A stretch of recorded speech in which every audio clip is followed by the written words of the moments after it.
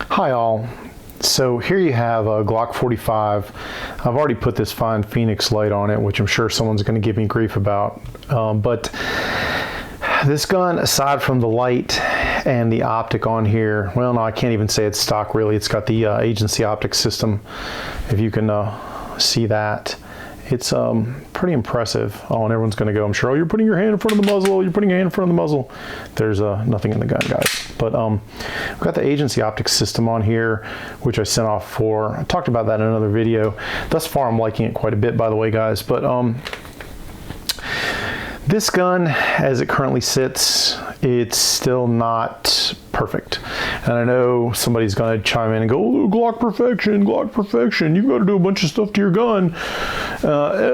Probably, you know, it is what it is. But I mean, like right now, for instance, the trigger pull on this thing is heavier than I'm used to seeing out of a lot of Glocks. If we look at it on the old trigger pull gauge here, let's see if I can get it going.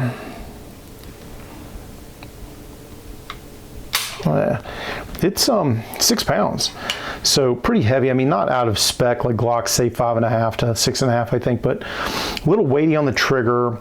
And there's a few other things that I don't love about it. So kind of take one, I'm going to put a striker control device on it. If you guys have seen any of those, I'll talk about it in a second. And two, a CH speed feed. It's just a real low profile piece of plastic that goes into the little kind of blank area here and keeps you from running the magazine into it.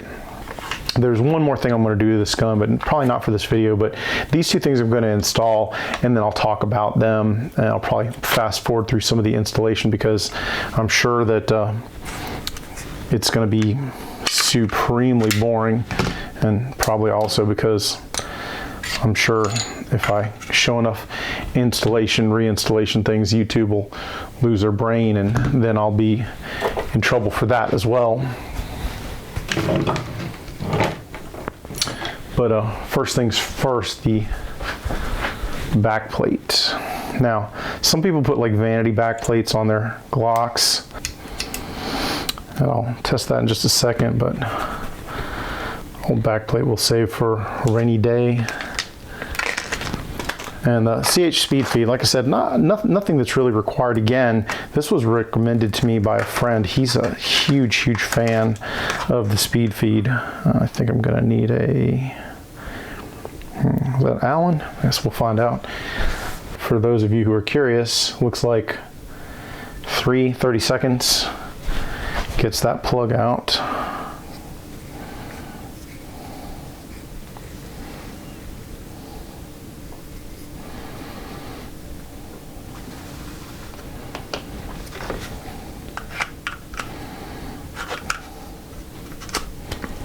Oh, it fits super snug too.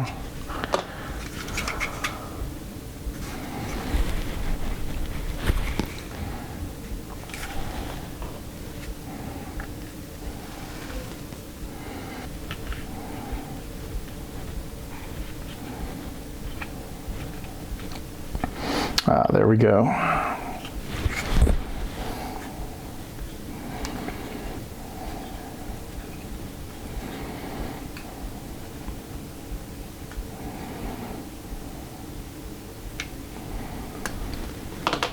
There, so mag well in, the striker control device on. All right, so 2 steps completed. This is the speed feed and the striker control device. For those of you completely not familiar with this, when you press a trigger, it causes the back plate to come out. If you hold this and go to press the trigger, you can feel the pressure, so you know something is caught on your trigger. Just a little additional safety. I actually did have one break. This is the broken one. This is one of the original ones, and all that happened is the plate came off. The gun kept functioning, it just didn't provide that safety anymore. So I never found it to be a problem. The only time I ever found a striker control device to be an issue was if you're running a gun suppressed for whatever reason. Suppressed guns and these don't seem to go together. But other than that, guys, I'm super happy. So Anyway, that's the first 2 steps on this gun complete. I'm going to do a little teeny something to the trigger probably next week. And that little teeny something is the littlest, teeniest something imaginable, guys. It is not a huge, huge change. I'm very, very leery of aftermarket triggers. I have seen them cause way too many problems, and that goes across the board. There is no brand of aftermarket trigger that I have not seen do goofy stuff. Not that I'm saying that Glock triggers are perfect, but I will tell you the OEM trigger setup on Glocks is super robust, super reliable, and unlikely to cause any problems. So I don't usually change the trigger bar or the trigger face, but I do make one little teeny change. And like I said, we'll talk about that more. So we're pretty close to, quote, perfection at this point, but stand by for one last thing. And if at any point I finally get done with testing and this all stays on, then I'll declare the agency optics system to be also pretty decent. Thus far, it's undergone like I think 500 rounds with no issues, so I'm inclined to declare it pretty darn good already. But that's it for now, guys. Take care, stay safe. Oh, and as usual, all the YouTube things, like, subscribe, share with your friends. Appreciate you guys. Talk to you soon.